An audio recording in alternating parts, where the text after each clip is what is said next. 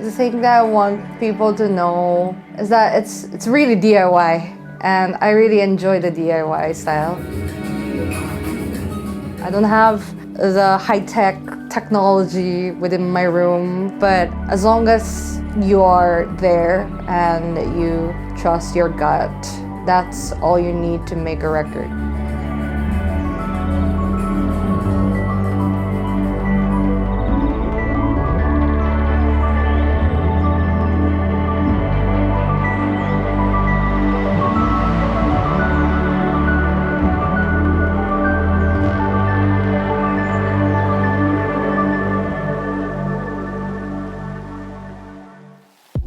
Hello, I'm Mori, and I'm a singer-songwriter. I write songs and I sing. So I was born in Japan, Kanagawa, Japan. Shout out to Kamakura City. I grew up there until I think when I was 13 or 14, I think. I decided to move here to study English and just was curious about, you know, the culture and how I could kind of get in touch with my dad's side, which is, my dad is Filipino. Ever since, I've always loved music, and I don't really remember how it came to be, but I remember my grandpa was the first one to introduce me music. I had a little old upright piano that my mom kept, and she was playing as a hobby. That's where my grandpa got interested in just introducing me to the piano, and yeah, from there I got really obsessed with playing the keys. I've always loved instrumental music, and that was kind of my thing.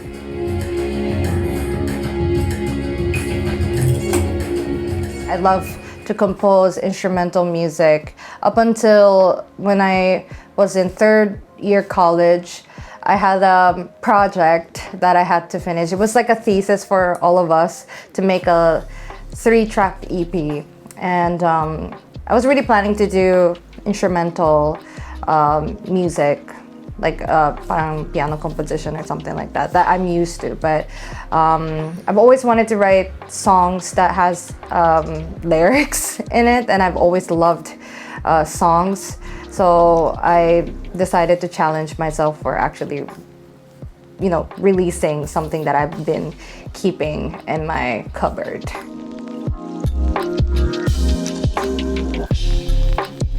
As a musician, I think it's such a treat, and I think I'm very blessed to have two blood running through me.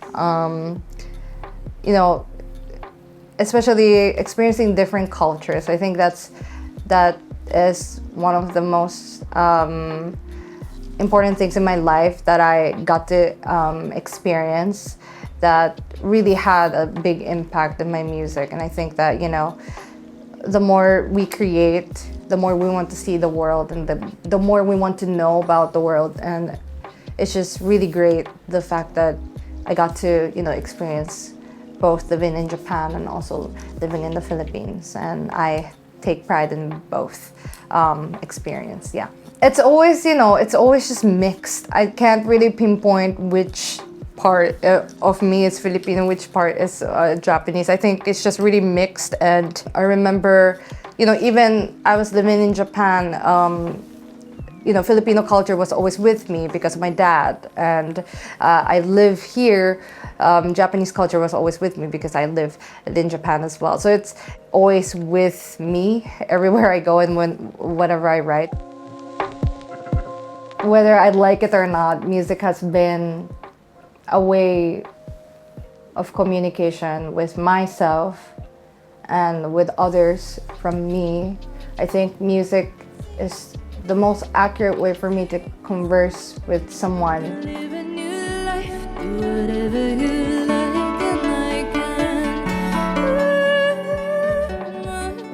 You know, with all the things that I wanted to say. And it has been that way for a long, long time. And, you know, there are days that I don't want to face music, and there are days that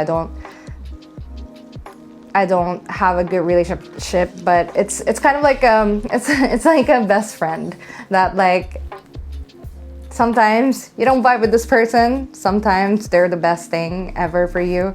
And it's always been that in my life. It's really like the most accurate way that I could think for me to express. And I'm not very good at, public speaking or in text or in call or in writing. That's not like my forte at all. And I think music has been like a creative output for me to carry on, and it always has been. It just never was a public thing. And yeah, I'm just really grateful that I could get to do this as like a part of the big chunk of my life. Yeah, I think through music I realized I'm just really like selfish. I think that this year especially, I feel that I'm very, very selfishly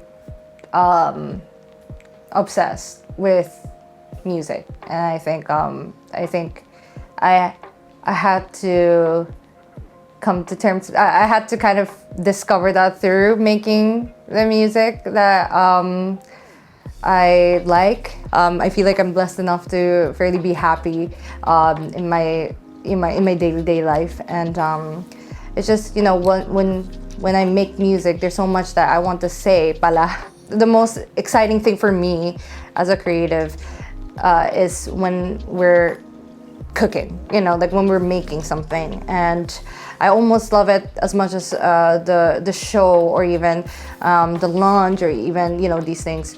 I don't know, I feel the most free, I think, whenever I'm in the studio.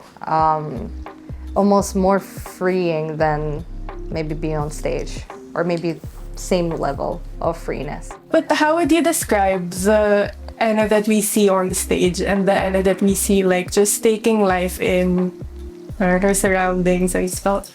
Like for me, it's pretty the same. On stage though, I think I'm just a little bit more unaware of self, or unaware of where I'm at, because I feel like when I'm on stage, I go kind of completely blank. I try my best to not recognize myself on stage and kind of just blend in with the music, because I think I'm just really presenting the music, and the audience is what the show is all about. Music making can be really mundane, and I think I really enjoy the mundaneness of music making. And sometimes it's just really slow. It's a creative thing. Creative process is not always fun. It's something that you get obsessed by, but it's not always this, I don't know, like a glamorous thing. Almost it is frustrating sometimes when you don't get the thing that you want, or couldn't find, or couldn't really finish on that day, for example. But I'm trying my best not to have too much gap from performing and making, because I feel like it's both equally me, in a sense where it has to both be represented like in a similar way. On stage, I guess I'm a little bit more transparent, like the opacity, parang like 70% opacity, parang ano.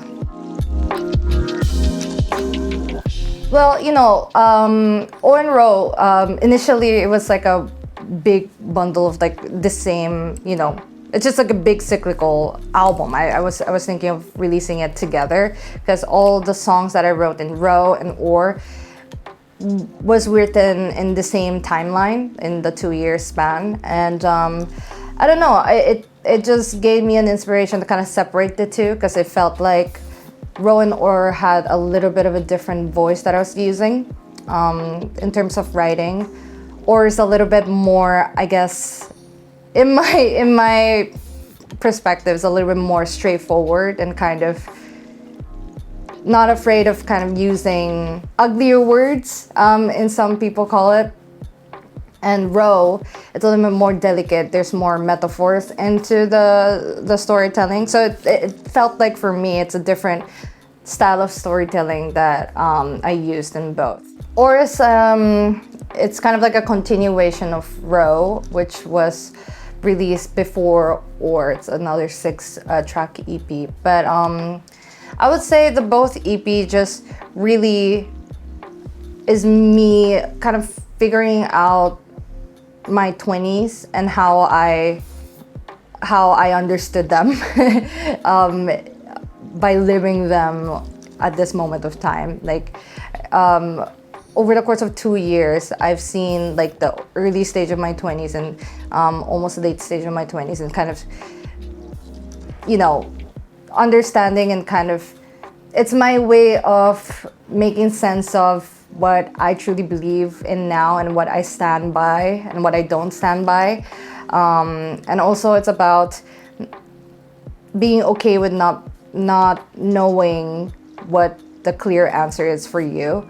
Because I also really focused on not really giving that much statement for this EP. It's not really like a statement piece, it's kind of more, it's a process mirrored back as like an auditory form. Yeah.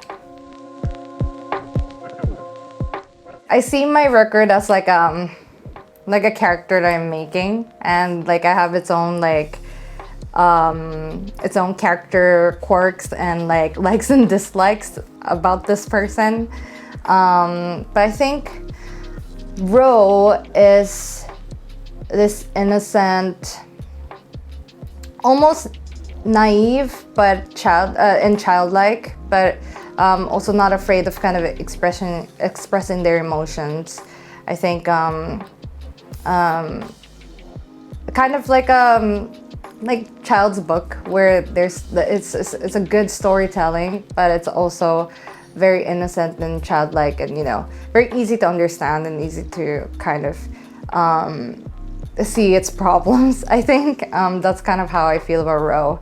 And for Or, it's kind of like the older sister of her, Ro, and not afraid of speaking up directly, almost stern, direct conversations. Like she doesn't shy away from, I guess, metaphorical ways of storytelling, and yeah, it's a little bit more grittier. Like she knows what she's talking about, and she's not really looking for like any type of sympathy toward from somebody.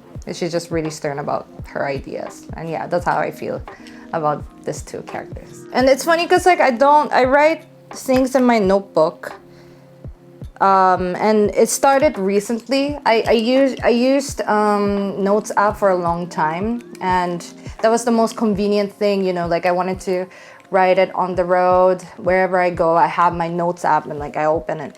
But for the first time for Ro and Or, I wanted to write it in the notebook, because I just felt like it's more like I'm committing to the page, because I have to write words down with my pen, and it also just gives me so much, I guess, creative juices going when I'm writing, because I'm thinking while I'm writing, and it's not like a natural like finger fidget thing where I'm just typing it out. It takes a lot of time to just write words on the paper and while I'm thinking. So it's a nice commitment I have with songwriting, I think. And yeah, this notebook has been used a lot with that. I'm now noticing that maybe it might be like a little bit more abstract than like just writing down lyrics, to be honest, because I think that's kind of like my process where I just draw things, or like kind of like just parang medicine, so prescription. You can't read it, pero parang it's just all abstract stuff. Like this one. So that's kind of like how I do my lyric writing, and I just transfer everything into a digital format, and you know, see if there's grammar errors, because I will usually have them. I think it it does have a big impact. Not necessarily like the mere thing that I kind of follow, but my taste in books are like what I find cool about books maybe is just the way it's told. It's really different from every author, and it could be this crazy story, but it's told in a very slow pace, or even a faster pace in a really ordinary things that are super microscopical. And I think just enjoying the different types of writing and kind of witnessing as like a reader, it's just it's a good inspiration that I have for me to maybe try out different ways of kind of storytelling. And I think that Row and Oar, it naturally happened in the way that I was consuming also a lot of literature and books that I've been reading, and how it kind of shaped my own voice differently. Times of Mother by Ocean Vuong, and I was kind of figuring out how to kind of implement in some of the songs that I was so inspired by. And I think Insomnia, it really helped me a lot to read this and kind of coming up with my own way of writing that's kind of reflective of how I felt about this poetry collection. I get a lot of inspiration from like poetry, so I write poems first before I make it into a song. Of course, we've seen you go on a lot of overseas showcases. Are you like, would you say like you're a sentimental kind of person? Like every time you go on these showcases, you have to bring something with you. I think yes and no. I think I don't really particularly bring something home, but I like collecting, like, it might be a bit weird, but I do like a voice memo of like some of the sounds I have never heard before. When I was in Sydney, there's this I think in the crossroad for a lot of people with disability, there's like a sound that like plays in one of the crossroad, and I recorded some of them on my voice memo to see if we can, you know, sample them or even use them in as a record, or even like just in as an inspiration. Have any of these sounds that you've heard in all of those other countries made it into any of your songs? It's not really what I recorded, but like in like Cub, for example, I have a song called Cub, and it's videotaped, like a VHS, really old one of me and my dad in my childhood. I just voice memo that on my phone, and I added as like a part of the track, and kind of it became kind of like it was like it's like a capsule, like a memory for me to remember that time of my life. So what do you see? Like what goes through your head when you're performing in front of an audience? Oh yeah, I'm like a witness, really. I think I'm just a witness of music.